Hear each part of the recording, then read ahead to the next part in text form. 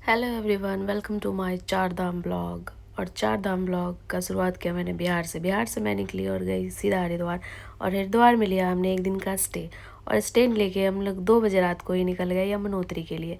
तो यमुनोत्री के लिए निकली मैं, और इतनी टायर्ड थी, फिर भी ट्रैवल तो करना ही था। तो ट्रैवल करते करते थक चुके थे, तो थक के हमने सोचा थोड़ा नज़ारा बाहर लेने का। तो नज़ारा लेने गई तो ऊपर गंगोत्री और यमुनोत्री लिखा हुआ था, पर किलोमीटर नहीं लिखा था कि अभी कितने किलोमीटर है। तो मैं समझ गई कि अभी और भी बैंड बजने वाला है, क्योंकि पहाड़ी में ट्रैवल करना बिल्कुल ही आसान नहीं है।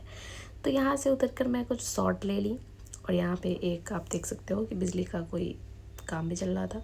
उसके बाद रास्ते में आगे बढ़ते बढ़ते खतरनाक रास्ते दिख रहे थे, जहाँ पे लग रहा था कि भगवान के यहाँ जाने के 3 मार्ग, सीधे वाले, लेफ़्ट और राइट दोनों वाले।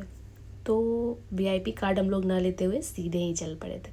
सीधे चलते चलते देखा हमने, और आप लोग भी देख पा रहे होंगे कि इतने जगह कंडीशन देखते हुए हम लोग रुके एक जगह पे और कराई अपनी गाड़ी की टैंकी फुल। और टैंकी फुल करा के फिर हम निकल गए आगे की ओर। और कुछ दूर आगे निकले तो दिखा सुंदर सा ग्लेशियर वाला पहाड़। आप भी देख सकते हो कितना खूबसूरत नज़ारा है। तो वहाँ पे उतरे और फ़ोटो वगैरह खिंचवाए, फ़ोन के स्टोरेज बढ़े, और फिर आगे की ओर बढ़ गए कि आगे और भी सुंदर नज़ारे दिखेंगे। तो मैं आपको बता दूं कि मतलब पहाड़ खूबसूरत हैं, पर ख़तरनाक भी हैं। जैसे जैसे आगे की बोर्ड्स वगैरह दिखती थी तो और आता था कि चलो और करीब आ गए हैं माता के। फिर फिर हम लोग वहाँ से चलना शुरू करते हैं, क्योंकि शाम होने से पहले पहुँचना था। तो हम लोग पहुँच जाते हैं कुछ दूर ट्रैवल करने के बाद अपने होटल के पास। होटल के सामने ही मिल रहा था ट्रैकिंग स्टिक।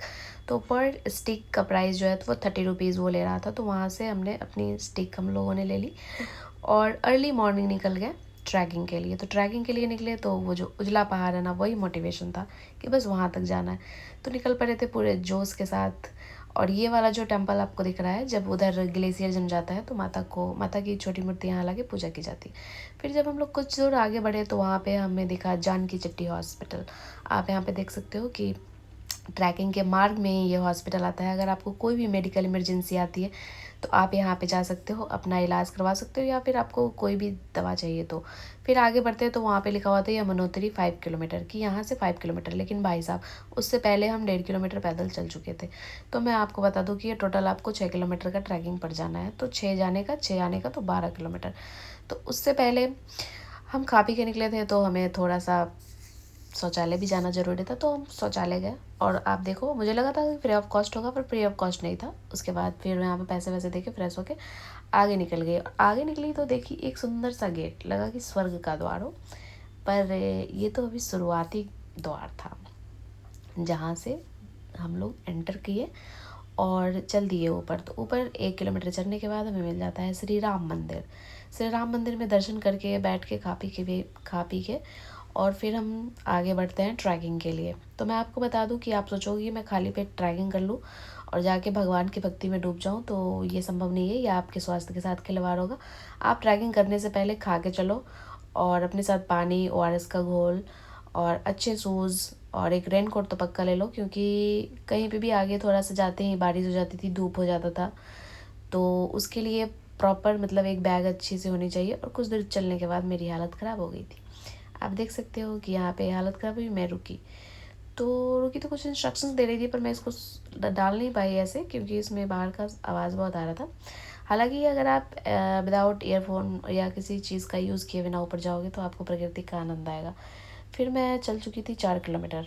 फिर मुझे दिखा 1 किलोमीटर का बोर्ड, और उसको देख के मुझे लगा कि वाह, जैसे मुझे विक्ट्री मिल गया हो वैसे मुझे खुशी हुई। आप यहाँ पे 2 गेट देख सकते हो। 2 गेट में से एक जो है वो घोड़े खच्चर वालों के लिए है, तो उधर से वो लोग आते हैं और इधर से पैदल वाले लोग जाते हैं। हालांकि यमुनोत्री धाम में भी घोड़े खच्चर वालों लोगों से बहुत सारी डिस्टर्बेंस होती है, पर केदारनाथ की अपेक्षा में बहुत कम।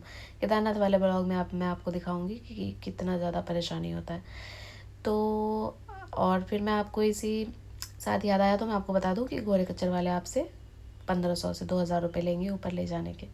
अगर आप जाना चाहो तो जाओ, पर मैं सजेस्ट करती हूँ कि नहीं जाना चाहिए। फिर आप यहाँ पे देख लिए कि यमुना माता का मंदिर का व्यू है। तो ये जो है, ये माता बीच में रहती है, इनका टेम्पल है, और एक पहाड़ी के बाद ही ग्लेशियर है। तो वहाँ पे एकदम ठंडा रहता है, ठंडा हवा चलते रहता है, और बारिश भी कभी भी हो जाती है। तो हम लोग यहाँ से आगे बढ़ गए थे और आगे बढ़े तो सीढ़ी से उतरने पे वहाँ पे होटल्स हैं, माता के लिए मंदिर जाने के लिए प्रसाद वगैरह मिलती है, जहाँ से आप प्रसाद ले सकते हो। अपने मंदिर से दर्शन करने के बाद आप आके खा पी भी सकते हो और सब कुछ मिलता है। ऐसा नहीं है कि पहाड़ी पे है तो कुछ नहीं मिल रहा हो, सब कुछ अवेलेबल है वहाँ पे। और फिर ऊपर बढ़ते बढ़ते जाइए तो माता के दर्शन हो जाते हैं और ऐसा कुछ नहीं है कि भीड़ है, ये है वो है, स्मूथली दर्शन हो जाता है। और सबसे ज़्यादा आनंद आता है कि यमुना माँ का उद्गम देखते हैं, लेकिन थोड़ा सा बुरा भी लगता है कि देखिए आप लोग किस तरह से, जहाँ से उद्गम है यमुना का वहीं से गंदगी फैलाना शुरू किया है लोगों ने। तो ये देख के थोड़ा बुरा भी लगा, पर अच्छा लग रहा था कि मैं देख पाई कि हाँ चलो यमुना नदी का यहाँ से उद्गम हो रहा है। लेकिन आप देखियो कितनी अफसोस की बात है कि इतना सारा गंदगी मतलब पूजा पाठ के नाम पे फैला के रखा है लोगों ने। जो साड़ियाँ वगैरह चढ़ाते हैं ठीक है, भक्ति है तो वो कर देना चाहिए, छोड़िए, खैर मैं इस पर ज़्यादा नहीं बोलूँगी। और फिर मैं मंदिर के दर्शन के लिए चली जाती हूँ। यहाँ पे आप देख सकते हो मुझे माता के दर्शन हो गए थे स्मूथली।